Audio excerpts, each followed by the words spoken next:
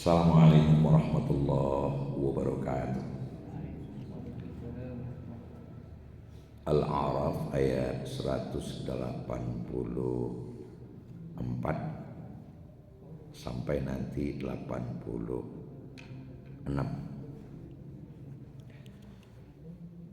A'udzu billahi minasyaitonir rajim.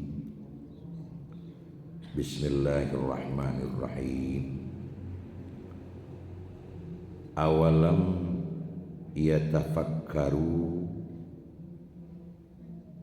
apakah mereka tidak merenungkan atau apakah mereka tidak memikirkan ma bisahibihim, tiadalah sahabat mereka itu min jinnah, dari gila, termasuk orang gila, jinnah. In huwa, tiadalah dia illa nadhirum mubin, melainkan pemberi peringatan yang jelas. Awalam yanzuru, apakah mereka tidak memperhatikan fi malakutis samawati wal ardh, pada kerajaan langit dan bumi.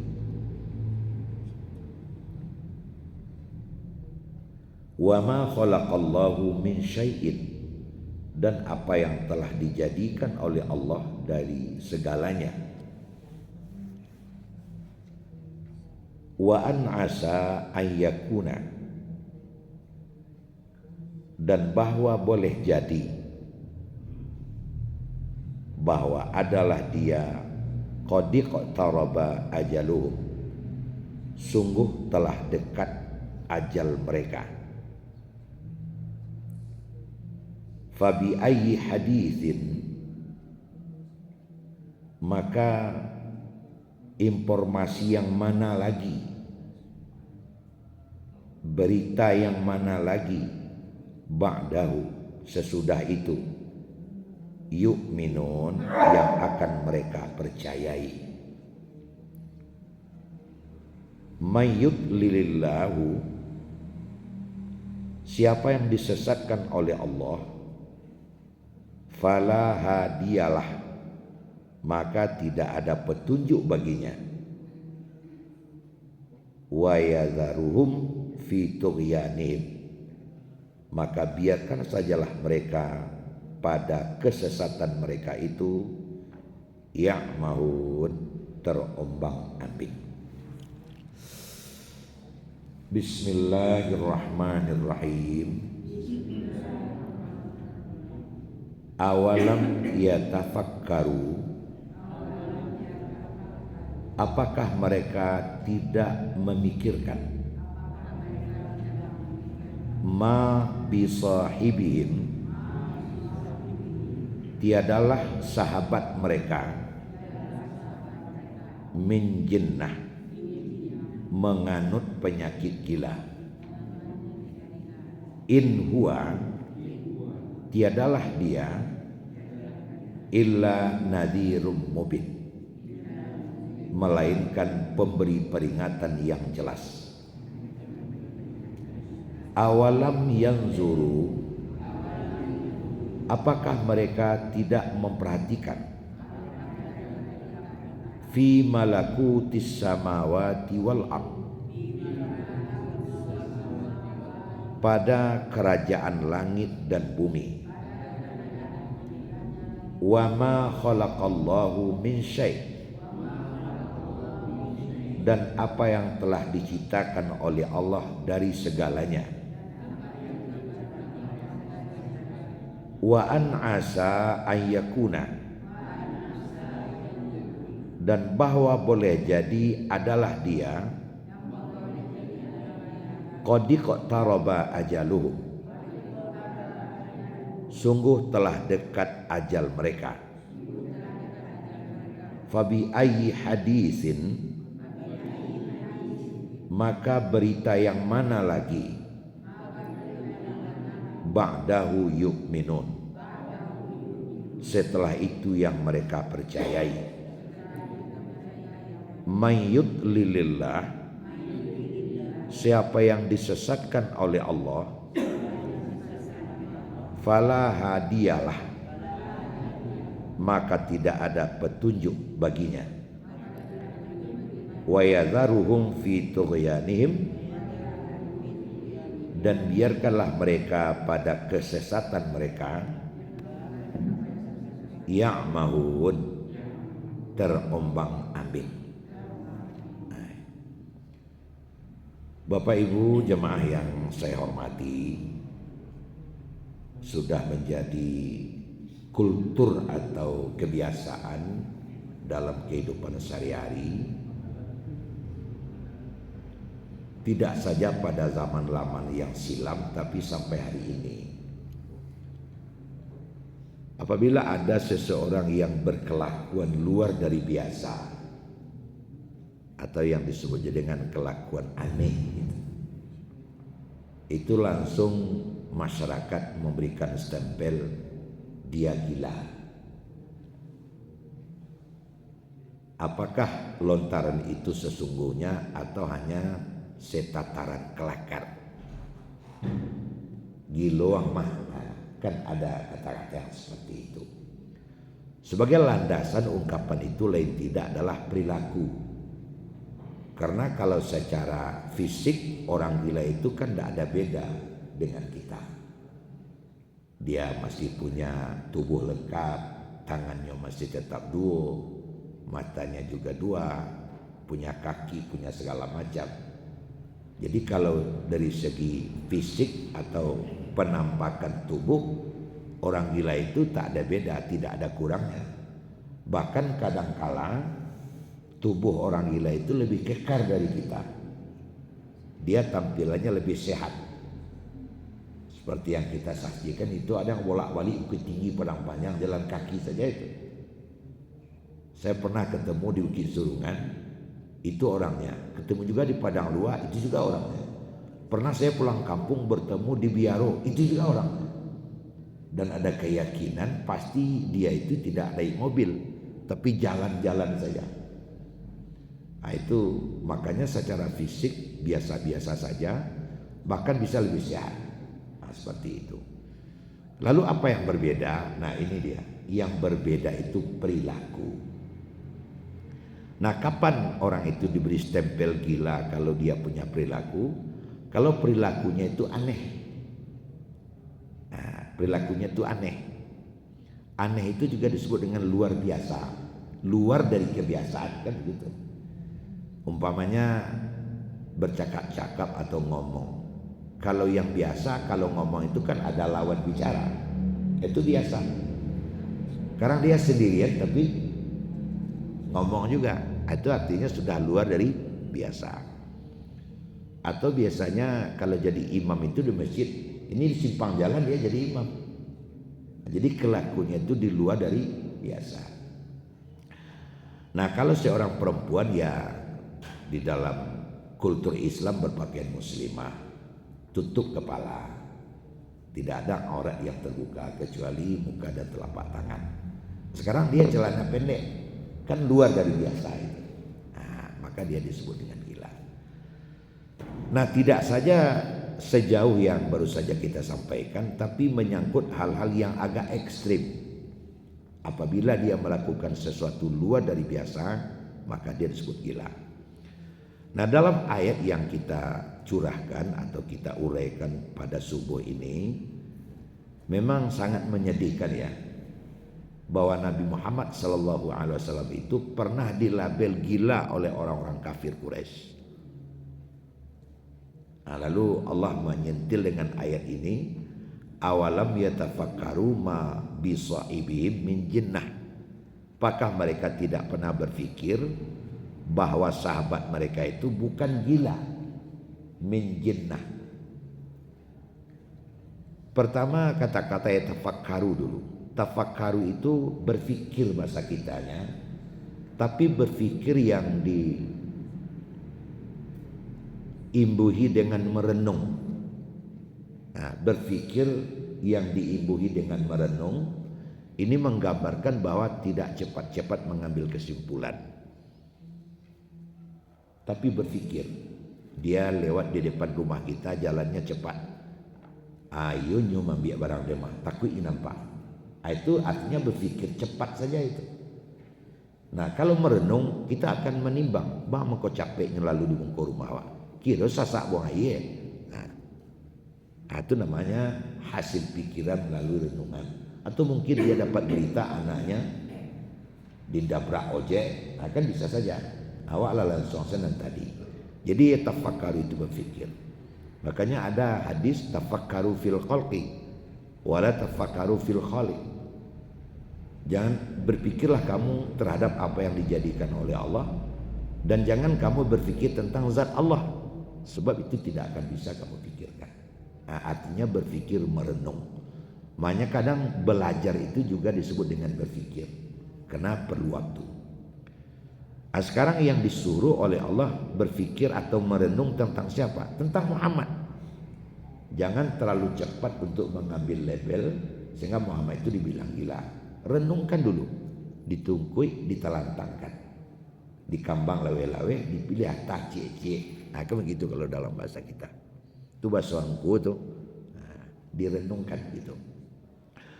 Ma sahibihim. Nah ini Bapak Ibu,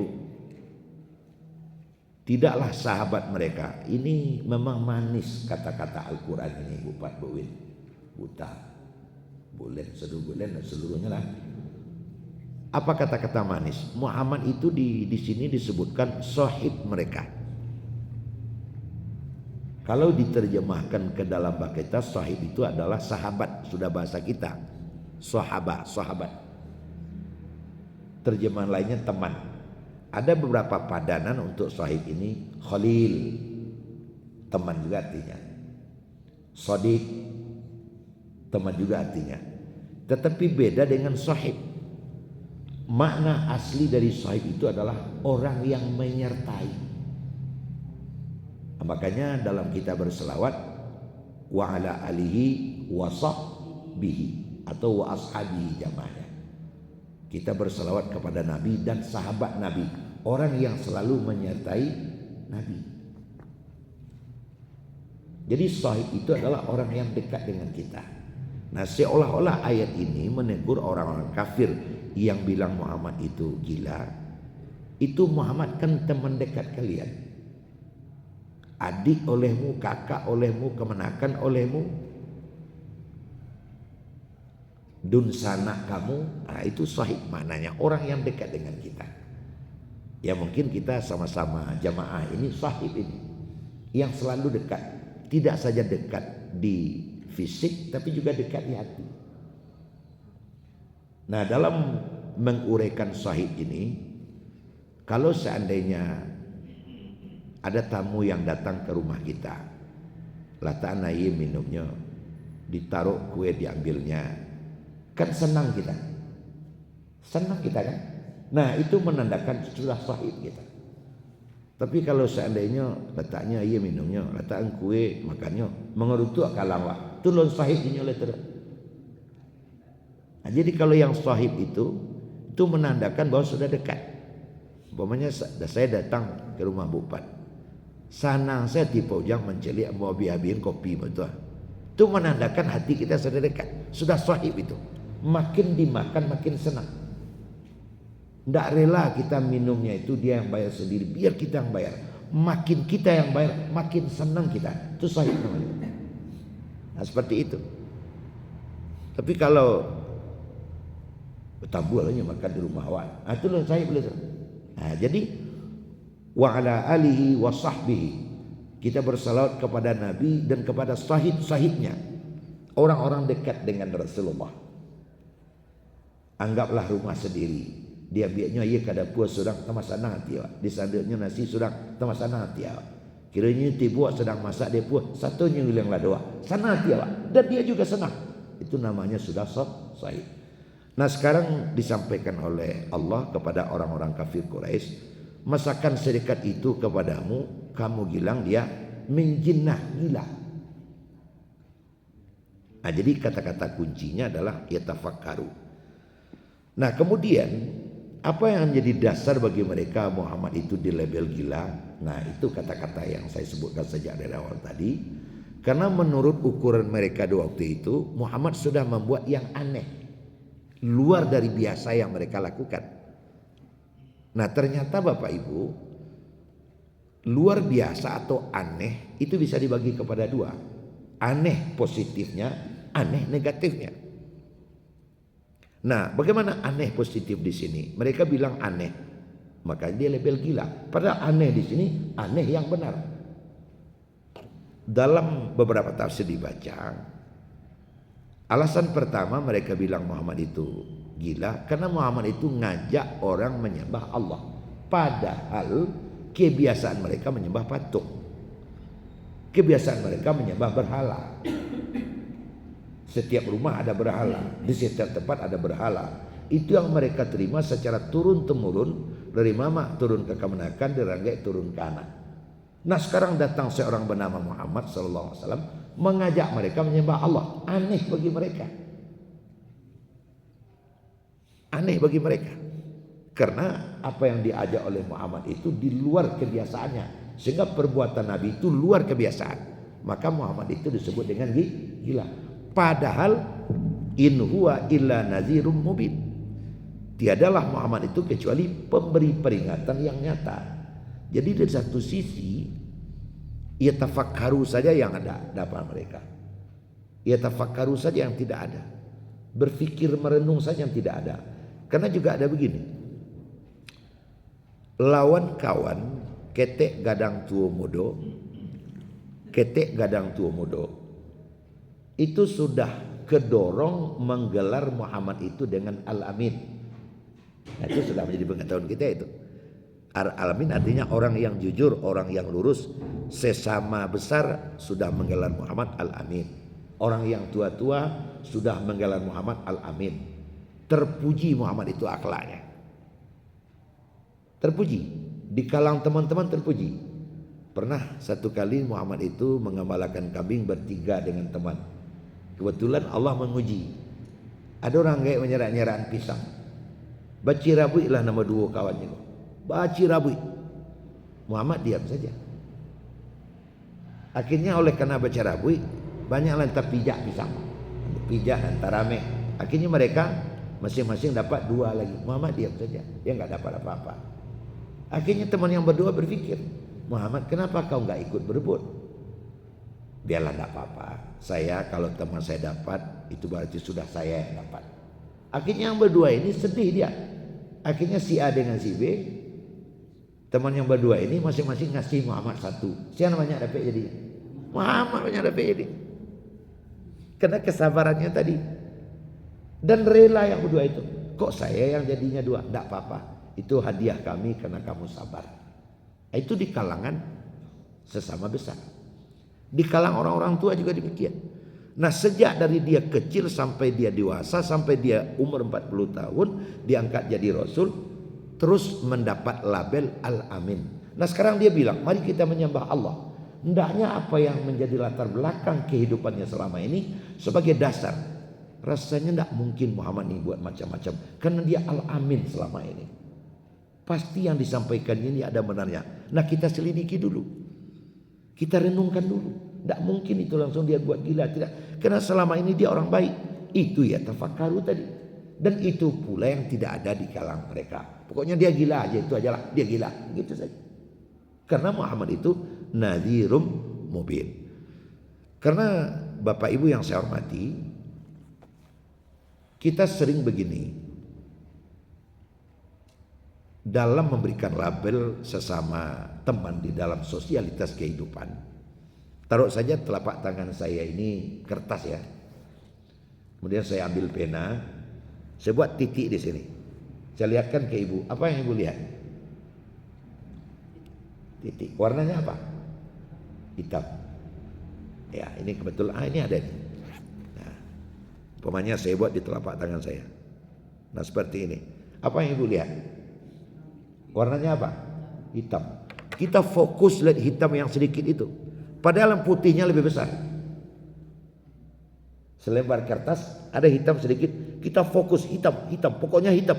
Saya nggak mau tahu. Pokoknya hitam. Padahal yang putihnya lebih banyak. Nah sekali itu Muhammad bilang, mari kita menyembah Allah. Oh ini luar biasa ini. Itu saja. Makanya untuk memberikan label kepada seseorang, ya, memberikan label kepada seseorang, menggelar seseorang, menjustis seseorang, itu harus memiliki kajian yang dalam. Jangan hanya fokus kepada yang satu itu saja.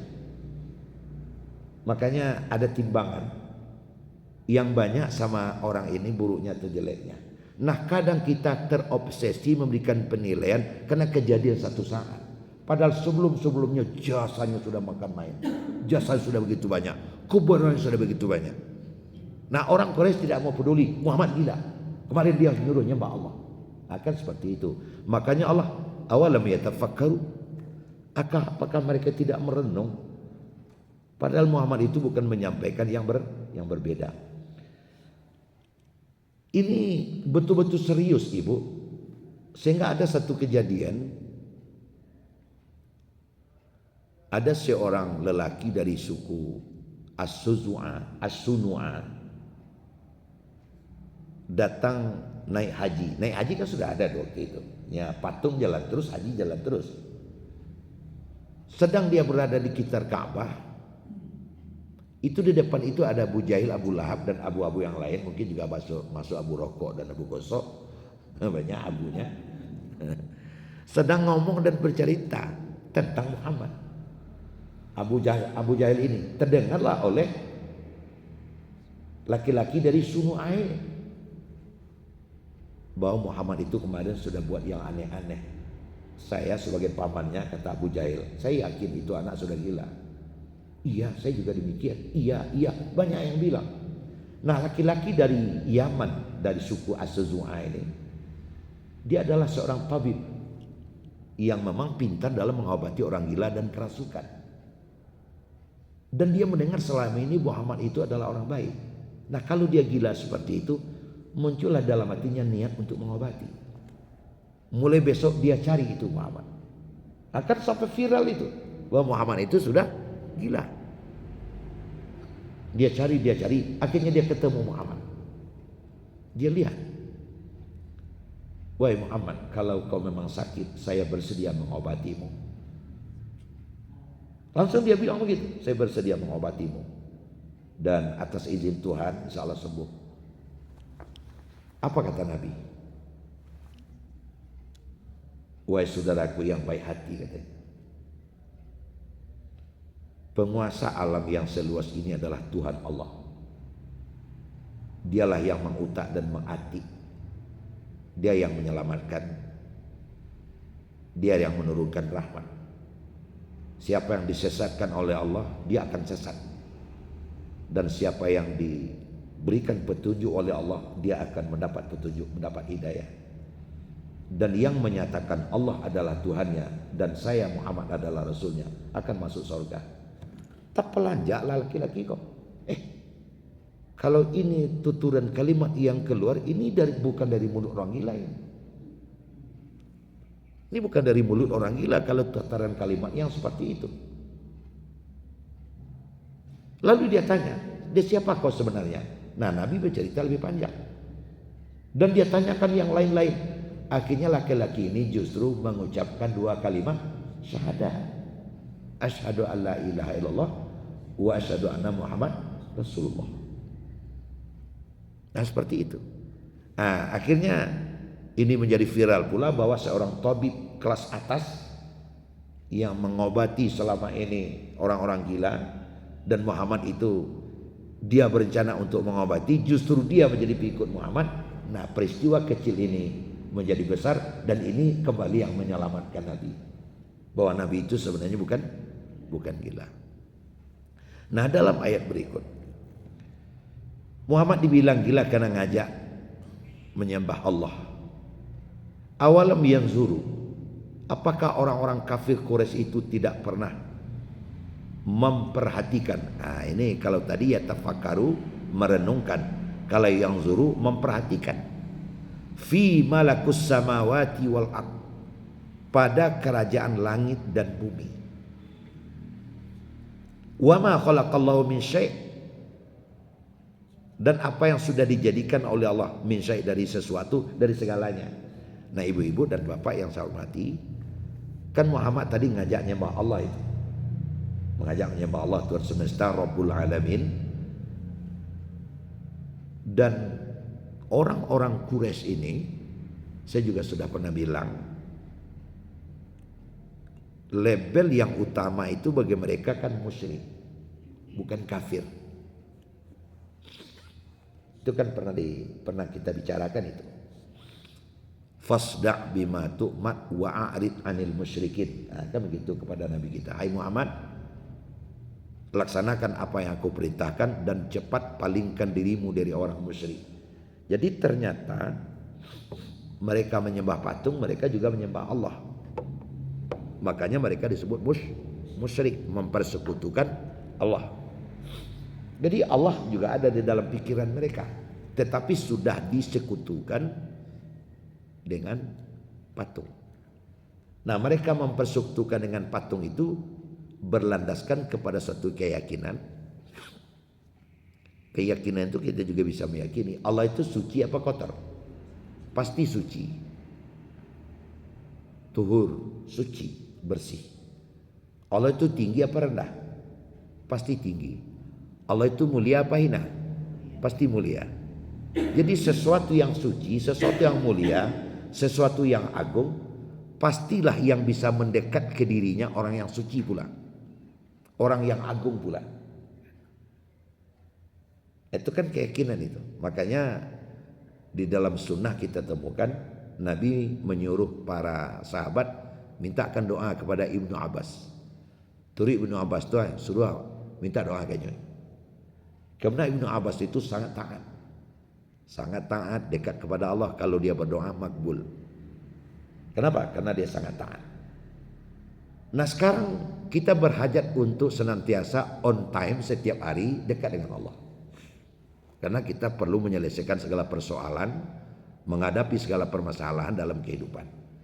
Berbagai macam lah, mulai dari internal rumah tangga sampai kepada masyarakat, negara dan semacamnya. Lalu apakah yang dapat kita lakukan agar doa dan permohonan kita kepada Allah itu dikabulkan? Maka langkah pertama adalah sucikan diri.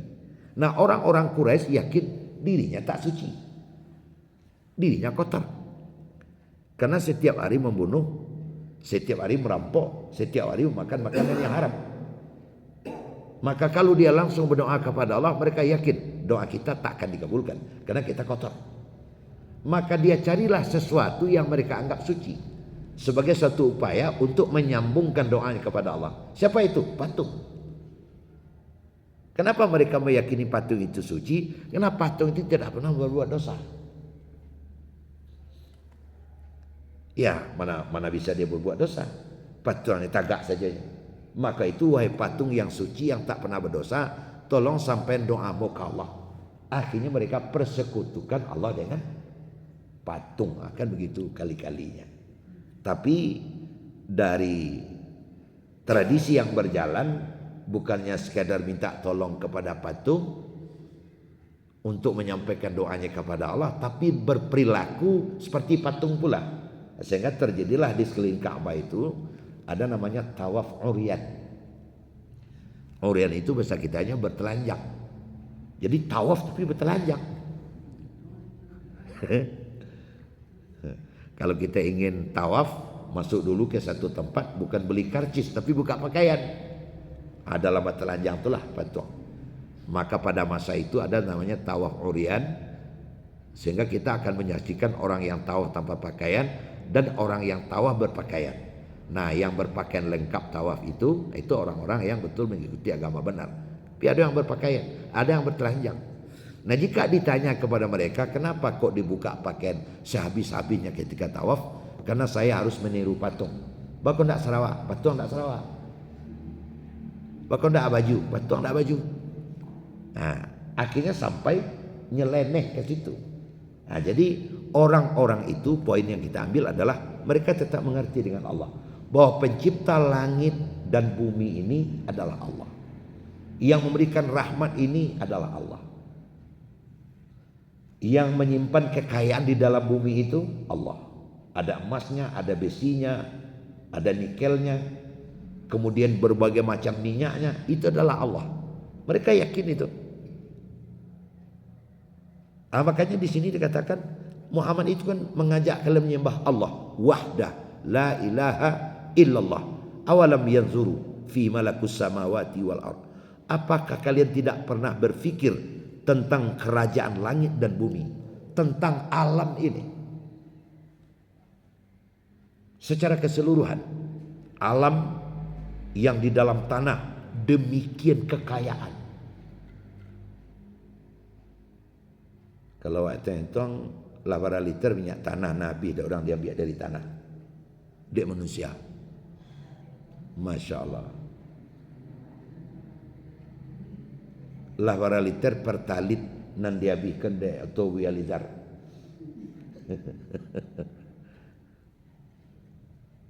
Tapi belum pernah bumi itu bilang jangan kau keruk lagi karena minyak yang aku kandung dah habis. Tidak ada itu. Allah sudah sediakan seluruh kekayaan yang ada di dalam perut bumi itu pas bisa memenuhi hajat seluruh manusia hatta yaumul qiyamah, sampai di kiamat. Cuman pengelolaan saja. Nah, tolong perhatikan di dalam itu. Belum lagi emas, logam-logam mulia dari berbagai kekayaan di Indonesia banyak. Itu di Solo saya ameh di bawah. Di Sejunjung ameh di bawah.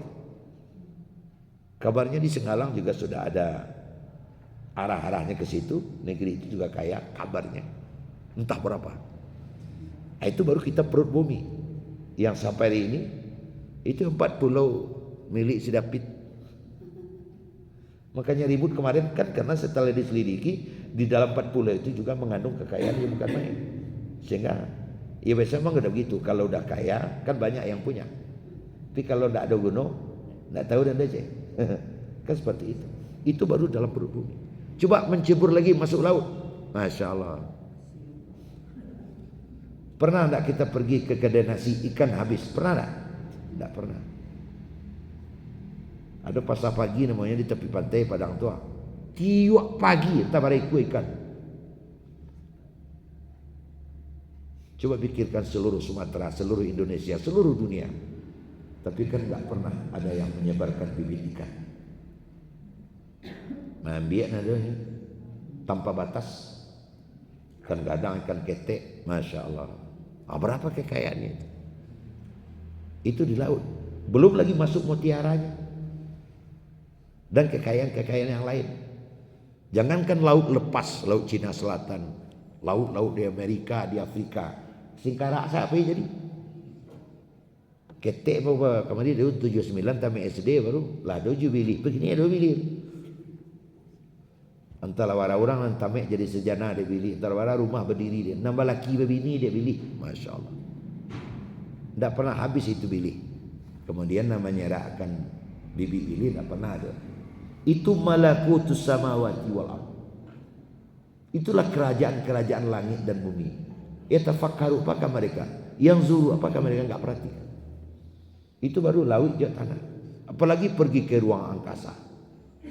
Apalagi dengan adanya kemajuan satelit, pesawat ulang-alik. Sekarang orang sebentar lagi jamaah BKMT Masjid Asliyah pergi berwisata ke Mars. Dan itu tidak mustahil itu. Bisa saja. Tahu berapa itu? Sekarang kan oleh karena sudah kecanggihan bukan enak saja bentar Batam, bentar lagi ke Pekanbaru lagi. Kenapa? Karena kecanggihan alam. Coba kalau kita masih pulang atau feedback kepada beberapa tahun yang lewat. Jangankan ke Pekanbaru, jangankan ke Batam, ke Jakarta, ada orang kampung kok tahun 72an 73 83 umur mati ke Bukit Tinggi saya sekali. Selama itu tak lo turun dari auto, takut hilang. Waktu tu baru unjang dulu bercucuk udang tu itu mama meduk nak tu itu.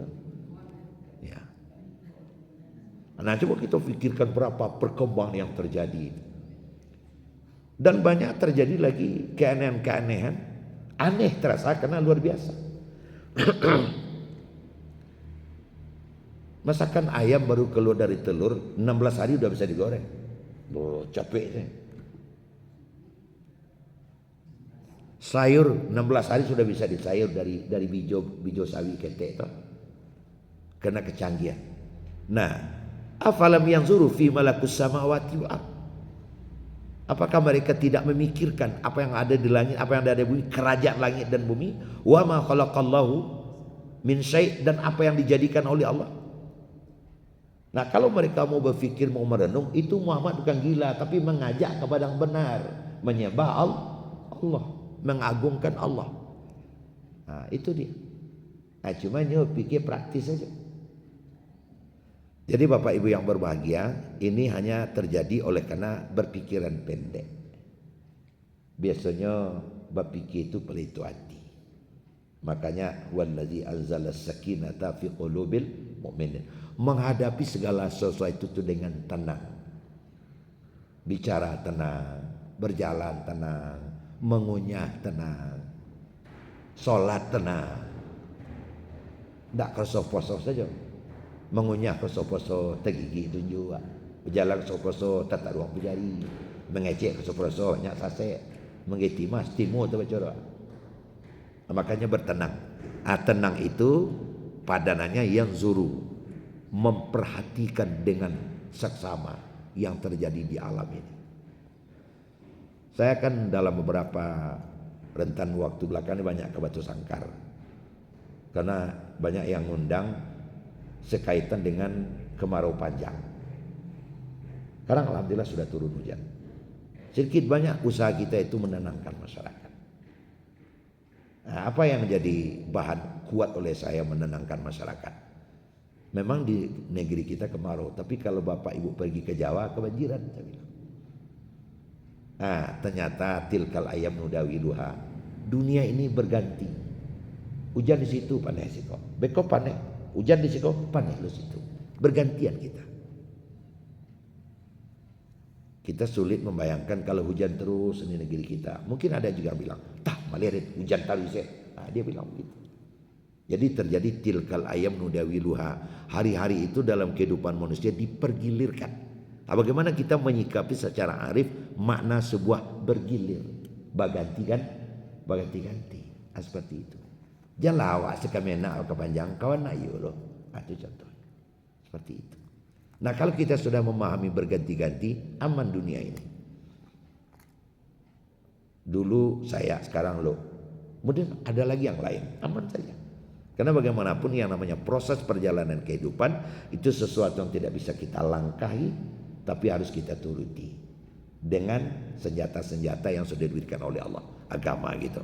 Nah, jadi akhirnya orang-orang kafir ini atau orang Quraisy, orang musyrik ini, tolonglah merenung, perhatikan apa yang sudah dijadikan oleh Allah di langit dan bumi. Dan Muhammad itu ngajak kalian untuk menyembah Allah. Manakah dia? Masakan dia dibilang gila.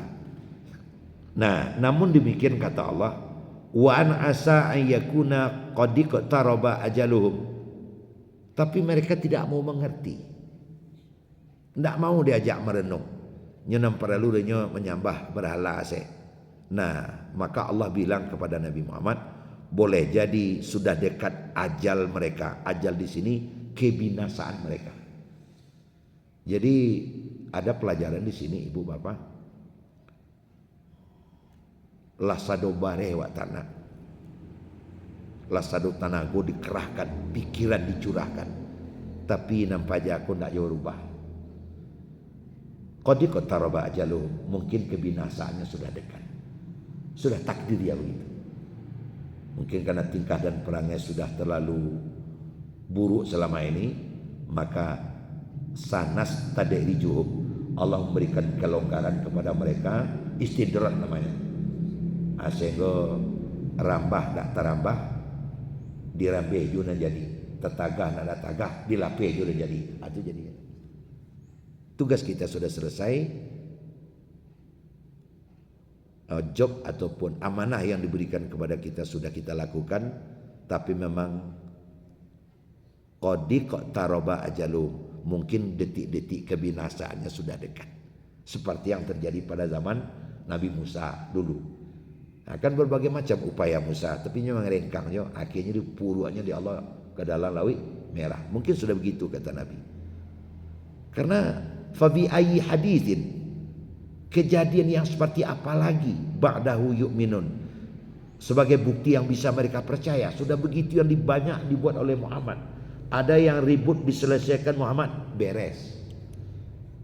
Ada persoalan berat diselesaikan oleh Muhammad, selesai. Berteman dengan teman-temannya sejawat, digelar Al-Amin. Nah, bukti-bukti yang bagaimana lagi yang harus aku berikan kata Allah agar kalian percaya Muhammad itu adalah Rasul. Kan itu maknanya. Fi bi'ayyi haditsin, kejadian alaih. Nah, akhirnya oleh Allah ditutup. Man yudlilillahu fala hadiyalah. Siapa yang disesatkan oleh Allah, maka dia tidak akan pernah mendapat petunjuk. Nah, ini memang berjumpa. Saya kan pernah bilang sama ibu waktu ambo tinggal di belakang gudang, dan sebut salah orang salah kayak cengkok namanya. Memang dari kecil sampai besar tidak pernah sholat sejauh yang kita ketahui, dan oleh Pak Dang kita itu diuji karena dia teman dekat. Kalau ngomong berdua, agamanya bukan main, alif luri babana, nah, itu dari itu. Tapi sholat tak. Maka di waktu sakaratul maut oleh Pak Dang itu dibisikkan, la ilaha illallah. Apa reaksinya? Enggak. La ilaha illallah. Enggak. Itu jadinya memang ada. Makanya ya'mahun, biarkan saja mereka. Wa yadharuhum fi tughyanihim, biarkan mereka pada kesesatan mereka yang mau terombang-ambing. Karena nilai kejahatan yang ia lakukan selama ini sudah seimbang pula dengan azab yang diberikan seperti itu. La ilaha illallah. Enggak sudahlah, itu itulah. Maka Allah juga bilang, ya sudah, biarkan saja lagi. Itulah ibu. Jadi pelajaran untuk kita intinya adalah jangan terlalu cepat mengambil kesimpulan, dan begitu pentingnya merenung dan berpikir dalam di tengah-tengah kehidupan, di dalam menyikapi segala persoalan. Mulai dari persoalan yang kecil sekalipun, apalagi persoalannya besar. Karena kebenaran itu bukan pada tekstual, bukan kepada yang nampak, tapi kebenaran itu terdapat pada yang kontekstual, pada nantasire, di nanda nampak. Makanya kesuksesan kita itu amat ditentukan oleh sejauh mana kita mampu membaca yang tersirat, bukan yang tersurat. Karena kalau yang tersurat itu bisa indah dia, bisa nyaman, bisa tenang, sesuai dengan kepintaran orang menyusun kalimat. Tapi kebenaran itu bukan pada teks itu, tapi di balik teks itu. Makanya pandailah membaca nantasire seperti itu. Mungkin nantasire ini bukan main. Itulah kebenaran hakiki yang tidak bisa dibantah. Orang Quraisy kok enggak nantasire serinya. Nantasire enggak. Nah, untuk membaca nantasuru yang kontekstual, ini perlu renungan dan berpikir dalam. Tidak bisa capek-capek. Itu kajian ini. Lalu Bapak Ibu ya. Awalam yatafakkaru, apakah mereka tidak berpikir, ma bisahibihim,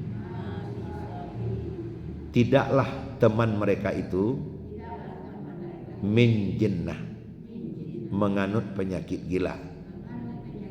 In huwa, tiadalah dia, illa nadhirum mubin, melainkan pemberi peringatan yang jelas.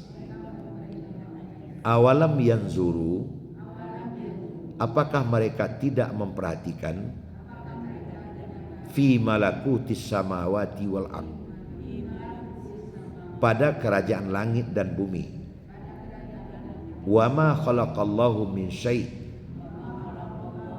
dan apa yang telah diciptakan oleh Allah dari segalanya. Wa an asa ayyakuna, dan bahwa boleh jadi adalah dia, qad iqtaraba ajaluhum, sungguh sudah dekat ajal mereka. Fabi ayyi hadisin, maka peristiwa apa lagi, ba'dahu yu'minun, setelah ini yang bisa mereka percaya. Man yudlilillah, siapa yang disesatkan oleh Allah, fala hadiyalah, maka tidak ada petunjuk baginya. Wa yazarahum, dan biarkanlah mereka fi tughyamihim ya'mahun, dalam kesesatan mereka terombang-ambing. Alhamdulillah rabbil alamin. Assalamualaikum warahmatullahi wabarakatuh.